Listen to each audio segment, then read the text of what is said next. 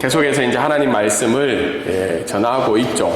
네, 오늘 말씀은 아브라함의 일생 12번째 시간입니다. 아브라함의 일생 12번째 시간으로 인생의 큰 문제가 찾아올 때라는 제목으로 오늘 말씀을 전하고자 합니다. 지금 한국 사회의 어려움 중에 하나는 이제 출산율이죠. 그래서 많은 사람들이 걱정을 하고 또 염려를 하지만 출산율이 그렇게 좋아질 것 같지는 않아요. 근데 뉴스를 보니까 11월인가 작년 11월 달에 이렇게 계속 내려가다가 조금 출산율이 높아졌다는 이야기 들었습니다. 그런 출산율들을 볼 때 여러 가지 생각이 들죠. 왜 이 시대에 아이를 갖기가 힘든지, 또 자녀를 양육하기 힘든지, 뭐 여러 가지 이유들이 있는 것 같아요.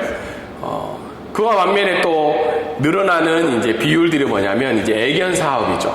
그래서 자녀를 대체할 이제 하나의 상황들로 이제 애견 사업이나 아니면 동물들을 이제 집에서 키우는 일들이 많은데, 아이를 낳을 수 있지만 이제 아이를 낳기 힘든 상황들이 우리 한국 사회에 이제 가까워진 거죠. 근데 또 반면에 어떤 문제들이 있냐면, 결혼을 하고 아이를 갖고 싶지만 이제 아이를 갖기 힘든 문제들이 실제적으로 있는 거예요. 건강의 문제일 수도 있고, 또한 뭐 여러 가지 상황들이 있지만, 저기 이제 도표를 보면 혼인율은 이렇게 오르락내리락 계속 하고 있죠.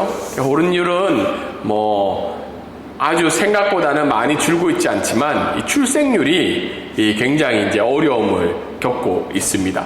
그래서 옆에 보면, 옆에 있는 도표는 뭐냐면 불임이나 난임일 경우에 진료를 하고 치료비를 내야 되잖아요.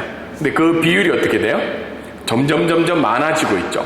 그만큼 뭐냐면 불임이나 난임에 대한 생각들이 바뀐 거 있지만 더더욱 이제 이 불임과 난임의 문제들이 더 많아지고 있고, 또 그걸 시술이나 진료를 통해서 어떻게 해요? 아이를 갖고 싶은 그런 마음들이 이제 점점 커지고 있다는 것들을 보여주고 있습니다. 그래서 한쪽에서는 아이를 가질 수 있지만 아이를 가지지 않고 싶은 마음들이 있고, 또 한쪽에서는 아이를 갖고 싶지만 아이를 가질 수 없는 그런 여러 가지 어려운 문제들이 이 사회 속에서 공존하고 있음을 우리는 발견할 수 있습니다. 그래서 사실은 결혼을 했지만 이 불임이나 난임의 문제는요, 그냥 본인들만의 문제일 수도 있지만 주변에 있는 사람들이 또 여러 가지 시선을 주기 때문에 더 어려운 문제들이 있죠. 보면 연구 결과에 의하면 이 불임 부부에게는 이 상실감이 있다고 합니다. 상실감. 왜 다른 사람은 가질 수 있는 부분을 나는 가질 수 없을까? 그리고 역할에 대한 실패, 특별히 사실 불임의 원인은 남자와 여자가 똑같다고 합니다. 그 비율이 남자로 인해서 여자로 인해서. 근데 예전부터 가졌던 생각은 뭐죠? 여자 쪽이, 여성이 문제가 있다는 생각을 많이 가지잖아요. 그래서 역할에 대한 실패를 가지고 있다고. 내가 어머니로서의 좀 자격이 없나? 뭐 여성으로서 자격이 없나? 예전에 어떻게 아이를 갖지 못하면 어떤 이혼의 사유나 아니면 가정 불화의 원인으로 여성에게 책임을 던지는 경우들이 있죠. 그리고 무시를 당하고 열등감이 있는 거죠. 열등감. 그 다음에 자기 자신에 대한 가치 없음이 있을 수 있고, 마지막은 뭐죠? 죄의식까지 가지게 된다는 거예요. 자녀를 갖추지 못하는 게서. 그래서 이거는 자녀의 있고 없고의 문제를 떠나서 어디까지 가냐면 자기의 정체성과 이 죄의식까지 가는 게 이 불임과 난임의 문제라고 연구 결과에서 이야기를 하고 있습니다. 오늘 성경에도 이 불임이라는 인생의 큰 문제가 이 아브라함 가정 가운데도 계속 존재하고 있습니다. 오늘 성경에 보면 가나안 땅에 도착했음에도 불구하고 10년이 지나도록 아이를 가질 수 없는 문제가 여전히 아브라함 가정 가운데 있다는 거예요. 그래서 아브라함 가정에게는 재산의 문제가 인생의 큰 문제가 아니고 오히려 자녀를 가지지 못한 이 불임이라는 문제가 인생의 큰 문제로 이 아브라함 가정에게 찾아온 것을 오늘 말씀은 이야기를 하고 있습니다. 이런 상황 가운데 동일하게 우리에게도 불임이라는 문제를 떠나서 인생의 큰 문제가 우리의 삶들 가운데 찾아올 때가 많다는 거예요. 예수를 믿고 하나님을 예배하고 내 신앙의 생활들은 바뀐 게 없지만 여전히 내 삶들 가운데는 큰 문제가 찾아왔을 때 우리는 어떻게 해야 되는가? 하나님은 무엇을 원하시는가? 이 두 가지의 관점을 오늘 말씀을 통해서 살펴보기를 원합니다. 첫 번째 한번 읽어볼까요? 자, 시작. 인생에 큰 문제가 찾아왔을 때 경계해야 하는 것은 인간적인 해결책을 추구하는 것입니다. 인생에 큰 문제가 찾아왔을 때 우리가 먼저 경계해야 될 게 뭐냐면 해결책을 찾는데 그게 인간적인 해결책이라는 거예요. 뒤에서도 설명을 드리겠지만 인간적인 해결책은 상식적인 거고요. 문화적인 거고 이 사회가 용납할 수 있는 해결책이 인간적인 해결책이라는 거예요. 오늘 본문의 1절부터 2절까지 말씀을 우리가 먼저 보면 빨간 줄로 되어 있죠. 아브라함의 아내. 아내는 오늘 성경은 누구밖에 없다고 이야기해요? 사레밖에 없다고 하죠. 아브라함. 하나님이 허락하신 아내는 사레밖에 없다는 걸 이야기하고 있죠. 사레가 어떻게 하고 있는 거예요? 지금 출산하지 못하고 있는 거예요. 하나님의 그 자손에 대한 언약을 오랜 기간 들었음에도 불구하고 아직까지 사레가 출산하지 못하고 있어요. 그러니까 사레 마음이 어때요? 아브라함도 불안하지만 실제적으로는 어떻게 자녀를 가지지 못하는 아내, 여성의 마음이 더 불안한 건 사실이잖아요. 불안한 상황에서 그 불임의 원인이 누구에게 지금 돌리고 있어요? 2절에 보면 사레가 이렇게 이야기하죠. 여호와께서 내 출산을 허락하지 아니하셨으니.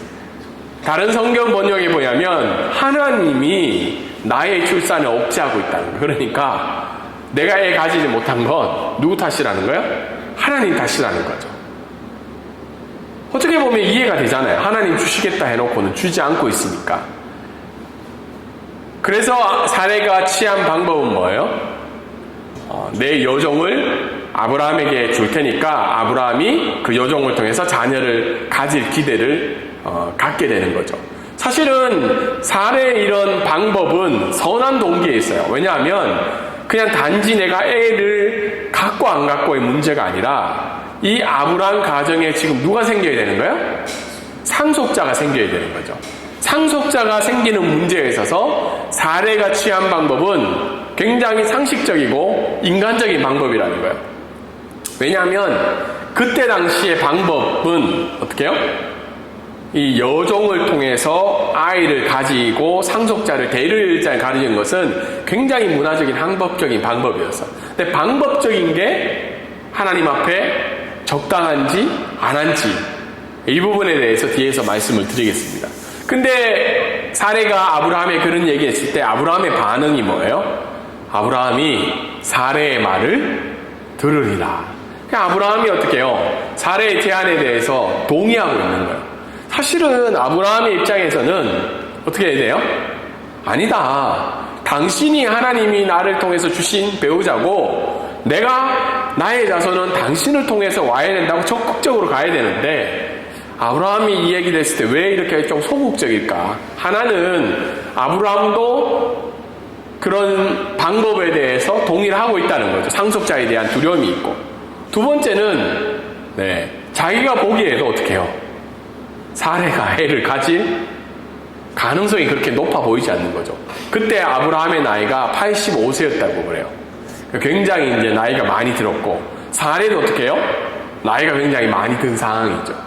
그래서 아브라함은 아내의 이 제안에 대해서 동의를 하고 있는 장면이 오늘의 말씀의 첫 번째 내용들입니다.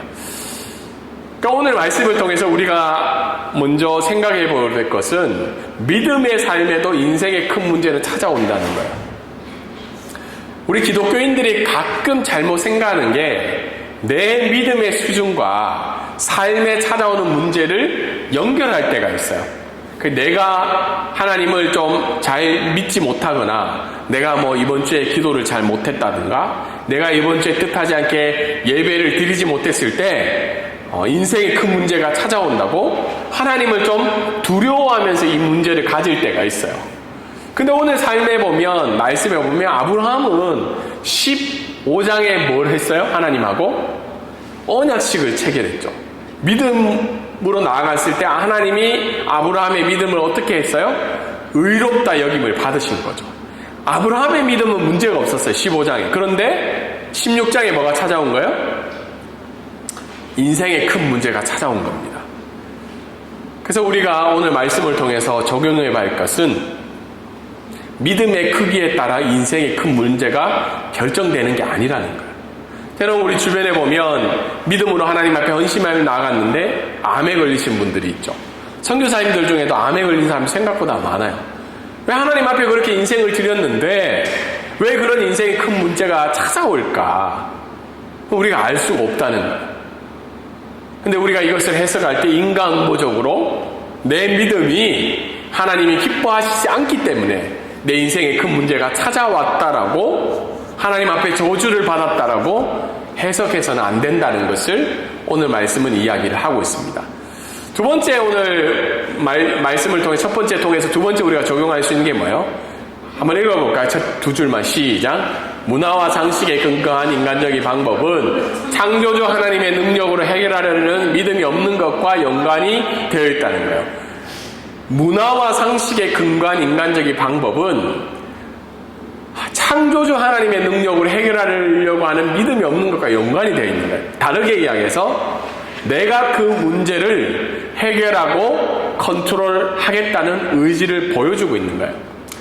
앞에서 설명을 드렸지만 사레가 자신의 여종인 하갈을 통해서 취한 방법은 고대 근동의 관습이었다고 해요. 당연한 거죠. 우리 한국의 왕조들도 보면 어떻게 해요? 왕비가 애를 못 낳으면 어떻게 해요? 후궁을 들여서 자손을 이어가게 하는 거죠. 그리고는 그 자식이 어떻게 해요? 자기 후궁이 어머니에게 어머니라고 얘기를 잘 못하죠. 그리고 누구에게 어머니라고 얘기해야 돼요? 왕비에게 어머니로 불러야 되는 거죠. 동일하게 이런 고대 관습들이 있었다는 거예요. 그래서 성경의 해석서를 보니까 아시리아, 그 당시에 아시리아의 결혼 관계를 보면 만약 신부가 2년 안에 아이를 낳아주지 못한다면 어떻게 해야 돼요? 노예를 사서 이 목적을 달성해야 되는 의무 조항이 있는 거예요. 그때 당시는 남자에게 문제가 있다고 생각을 잘 못하는 시대였으니까 여자에게 문제가 있으니까 그거를 결혼 조약으로 하나로 들어간 겁니다. 그러니까 이때 당시의 사람들은 사레가 하갈을 통해서 아이를 얻겠다는 건 문제가 있는 거예요, 없는 거예요? 굉장히 상식적인 거죠. 문화에 의존한 거고 오히려 사레가 칭찬을 받아야 되는 거예요. 이거를 통해서라도 어떻게 해요? 상속자를 가지겠다는 목적을 보여준 거기 때문에. 그런데 사레의 죄는 뭐냐면 하나님의 언약을 어떻게 해요? 스스로 실현하려는 죄가 있었다는 거예요.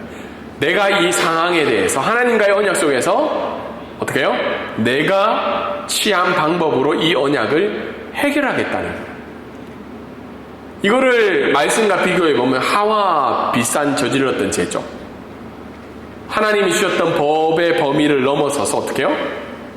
자기 스스로가 자기의 인생의 주인이 되겠다는 하와가 저질렀던 방법과 동일한 내용에서의 사례의 행동을 해석할 수가 있다는 겁니다. 다르게 해서 동기는 맞는데 방법이 어떻다는 거예요? 하나님이 기뻐하시지 않는 방법이었다는 거예요. 그래서 인생의 큰 문제가 찾아올 때 우리가 취해야 될 것은 어떻게 해요? 하나님이 그 일을 통해 해결할 수 있도록 하나님께 그 결과를 방법을 맡겨야 된다는 겁니다. 근데 상당히 어렵잖아요. 눈앞에 큰 문제가 찾아왔을 때 어떻게 해결해야 되는가. 그래서 우리가 근본적으로 동의해야 될 것은 이 일을 이끌어 가시는 분은 하나님이시라는 것들을 계속 고백할 때 오늘 사례와 같은 취한 방법을 피해갈 수 있지 않을까 그런 생각을 해보게 됩니다. 그리고 오늘 첫 번째 말씀을 통해서 우리가 또 적용할 수 있는 것은 우리 한번 읽어볼까요? 자, 시작. 가정의 평화도 하나님의 기준 아래에 있어야 된다. 다르게 이야기해서 아브라함의 반응을 이야기하는 거예요. 사례가 그 내용을 했을 때 평화적인 일은 어떻게 해요? 사례의 의견을 받아들이는 거죠. 그런데 아브라함은 어떻게 해요? 가정의 평화와 인간적인 생각으로 하나님의 기준 아래에서 벗어나게 됩니다. 동일하게 아담도 그런 일이 있었죠. 하와가 어떻게 해요? 사과를 딴 것을 줬을 때 아담은 어떻게 반응해야 돼요? 안 된다고 얘기하고 하와를 꾸짖고 하나님의 방법으로 가야 되는데 이 아담도 그렇고 아브라함도 하나님의 언약에 대한 소극적인 반응을 보여주고 있습니다. 뒤에 아브라함에 대해서도 나온 것처럼 15장 언약을 체결한 이후에 하나님이 너의 자손을 주겠다고 하니까 아브라함이 뭐라고 했어요? 내가 길리던 사람 중에 한 명인 엘리에셀을 통해서 그 언약을 이루어 가겠다. 그럼 또 어떻게 해요? 사레가 또 하가를 통해서 일을 해결하겠다. 그런 모든 것들이 가정을 이끌어가는 평화의 원리일 수도 있지만 그런 가정의 기준도 어떻게 해야 된다는 거예요? 하나님의 기준 아래 있어야 된다는 거예요. 그래서 가끔 가족 안에서도 어떻게 해요? 평화를 위해서 용납하고 서로 이해해야 되는 부분이 있지만 이런 모든 것들이 무엇 아래 있어야 된다는 거예요? 하나님이 정해주신 기준과 언약 아래 있어야 된다고 오늘 성경은 이야기를 하고 있습니다. 두 번째 오늘 말씀 한번 읽어볼까요? 자, 시작. 인생의 큰 문제가 찾아올 때 믿음의 기다림이 필요합니다. 네. 인생의 큰 문제가 찾아올 때 믿음의 기다림이 필요하다는 게 뭐냐면 3절부터 6절까지 말씀인데요. 아브라함의 아내 사레가 그 남편에게 이제 주죠. 근데 그 줄 때 왜 줬을까? 아브라함의 아내인 사레도 알게 된 거예요. 뭐냐면 내가 문제구나. 내가 지금 걸림돌이니까 어떻게 해요? 이 걸림돌의 문제를 내 스스로가 해결하기 위해서 하갈에게 줬던 겁니다. 하갈에게 줘가지고 이 문제를 이제 해결하기 시작한 거죠. 근데 사레의 입장을 생각해 보면 사레의 마음이 이해할 법도 해요. 왜냐하면 3절에 보면 사레가 그 자손을 기다린 지가 얼마 됐다고요? 10년이 넘은 거죠. 10년이. 네. 10년이 넘었기 때문에 사레의 입장에서 보면 그럴만하다. 그렇지 않나요? 근데 우르나 하란에서 받았던 그 언약을 생각하면 10년이 훨씬 넘죠. 그 기간을 기다렸는데 자손이 생기지 않기 때문에 자기가 걸림돌인 거라는 걸 생각하는 거야. 아, 이게 내가 문제구나. 내가 이 문제를 해결해야 된다. 사실 여자의 입장에서 자기의 종을 남편에게 준다는 건 쉽지 않은 일이에요. 예전부터 지금까지. 그것이 아무리 해결할 방법이라 할지라도. 그런데 어떻게 해요? 아브라함은 이런 상황 속에서 아내가 그런 제안을 했을 때 여러 가지 복잡한 마음 속에서 일을 받아들이게 된 거죠. 그래서 결국은 어떻게 해요? 아브라함이 하갈과 동참을 하고 난 다음에 임신을 하게 되죠. 근데 그 이후에 이제 반전이 일어납니다. 하갈이 누구를 멸시해요? 사레를 멸시하죠. 근데 멸시한다는 말은 가볍게 보잘것없이 여긴다는 거예요. 지금 여러분 저도 보진 않았지만 원경에 보면 그런 일들이 나타나고 있죠.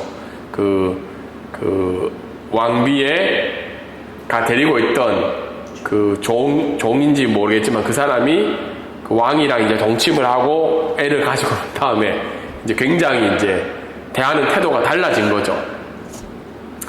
그래서 이 사례가 어떻게 해요? 멸시를 당했는데 성경학자들이 이렇게 얘기해요. 그게 사례가 취한 인간적인 방법에 대한 죄에 대한 고통이라고. 하나님의 방법으로 해결하지 않은 그 결과에 대해서 사례가 오히려 어떻게 해요? 그 고통을 당하고 있는 거죠. 그래서 사례가 그 고통을 당하자 5절에 어떤 이야기를 하고 있어요? 아브라함을 원망하죠. 내가 받는 모욕은 뭐예요? 네 때문에 받는 거다. 근데 사실 이것도 굉장히 아이러니하죠.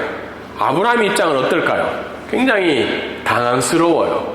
근데 아브라함이 사례랑 관계도 좋았을 뿐도 아니라 사례의 리더십이 좀 더 많았지 않았을까? 이런 상황 속에서 들어보면 아브라함을 원망하죠. 네 때문에 내가 지금 이런 수모를 당하고 있다. 그러면서 하나님께 판단을 원한다고 얘기하니까 6절에 뭐라고 있어요? 아브라함이 사례에게 네 종이니까 네가 알아서 하라고. 굉장히 여기서도 아브라함이 좀 무책임한 발언을 하고 있죠. 왜냐하면 자기가 돌봐야 되는 여종이기도 하지만 임신한 상황에서 네가 알아서 해라. 그러니까 아브라함이 어떻게 얘기해요? 사레가 어떻게 해야죠? 사레가 하갈을 쫓아버리고 있죠. 학대하면서. 굉장히 이것도 아름답지 않은 장면이 나오고 있죠.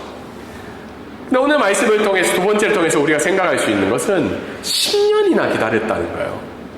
그리고 고대 군동의 후손의 문제는 한 개인의 문제가 아니라 한 집안의 문제고 한 종족의 문제이기 때문에 이게 쉽지 않은 문제 속에서 두려움이 찾아온 거죠. 이 사례에게. 그리고 자녀 없음에 대해서 인간적인 생각해 볼 때 결국은 자손을 만들어야 되는데 하갈의 존재에 대한 중요성이 막 커지고 있죠.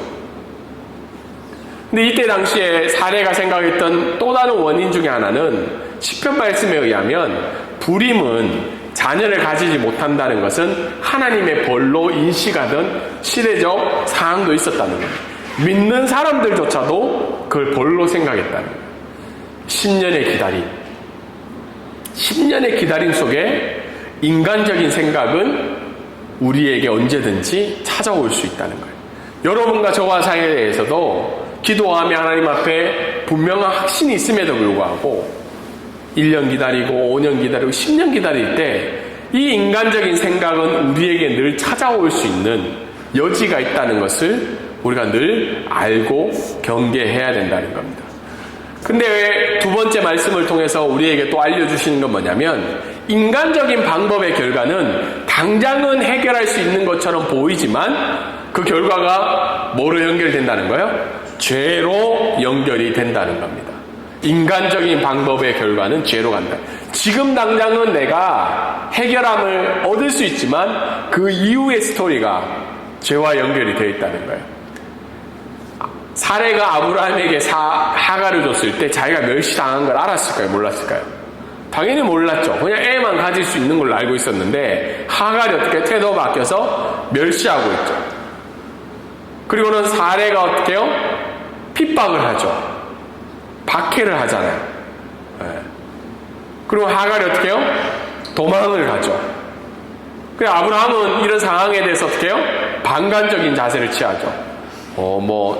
아내한테 잔소리 한번 듣고 네 알아서 하라고, 당신 주인이니까.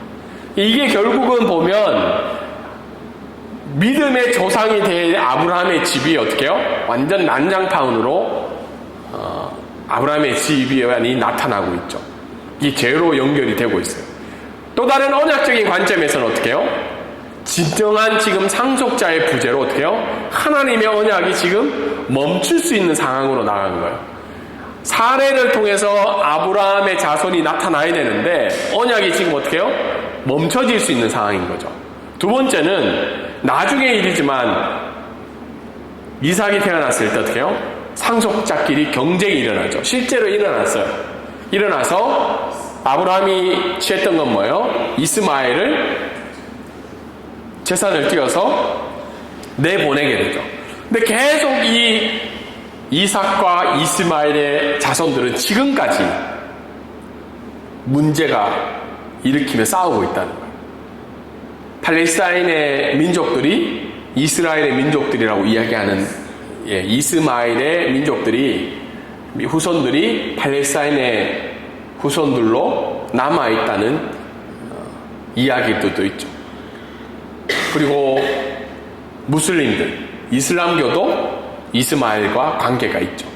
그래서 이슬람 믿는 무슬림들은 이스마엘을 더 높이 세우고 있는 상황이죠. 그래서 이런 사례의 인간적인 방법은 단순히 문제를 해결하는 인간적인 방법에 그치는 것이 아니라 언약과 관계에 대한 심각한 죄로 연결이 되어오고 있다는 거예요. 그래서 우리가 인간적인 생각과 인간적인 방법을 떠오를 때마다 그 이후에 일어나는 죄로 연결되는 부분까지 우리가 두려워하며 경계를 해야 된다는 겁니다. 그래서 우리가 많은 범죄자들의 인터뷰를 들어보면 그렇죠. 동기는 좋았잖아요. 맞죠? 목적은 좋았잖아요. 이걸 통해서 뭘 하고 싶다. 근데 결국은 방법이 잘못되었고 다른 사람과 자기에게 심각한 범죄의 모습으로 연결이 되는 걸 볼 수가 있습니다. 그래서 마지막으로 오늘 말씀을 통해서 알 수 있는 것은 우리가 그런 인생의 큰 문제가 찾아올 때마다 하나님의 언약을 이루기 위한 인간적인 계획과 방법이 찾아올 때마다 믿음의 확신을 위해 기도해야 된다는 거예요. 사실 저도 부족한 게 기도적인 부분이거든요. 머리는 뭐 계속 생각하고 계획도 세우고 나아가지만 그 말씀의 확신에 대한 부분들이 결핍되는 것은 결국은 뭐예요? 기도를 통해서 그 말씀을 계속 확신을 가져야 되는데 이 부분이 굉장히 오늘날 기독교인들에게 약하지 않나 생각해 봅니다. 그래서 기도를 통해서 어떻게 해요? 하나님을 더 신뢰하고, 기도를 통해서 어떻게 해요? 하나님의 인도하심을 믿고, 기도를 통해서 어떻게 해요? 나에게 말씀하시는 그 하나님의 말씀을 더 의지하며 나아가는 그런 부분들이 날마다 채워지지 않는다면 동일하게 우리도 어떻게 해요? 인생의 큰 문제가 우리에게 찾아왔을 때 사례가 취했던 인간적인 방법적인 요소들이 우리의 삶에 언제든지 나타날 수 있다는 겁니다. 그래서 오늘 말씀을 통해서 우리가 적용해 볼 것은 믿음이 좋든 나쁘든 언제든지 인생의 큰 문제는 찾아온다는 거예요. 그것은 내 믿음의 크기의 문제가 아니라는 겁니다. 그런데 그 인생의 큰 문제가 찾아올 때마다 이 세상에서 생각하는 상식과 문화의 기준에 의한 방법이 아니라 하나님이 우리에게 이미 성경 말씀을 통해서 정해주신 그 언약과 기준을 붙잡고 나아가기를 주님의 이름으로 소망합니다.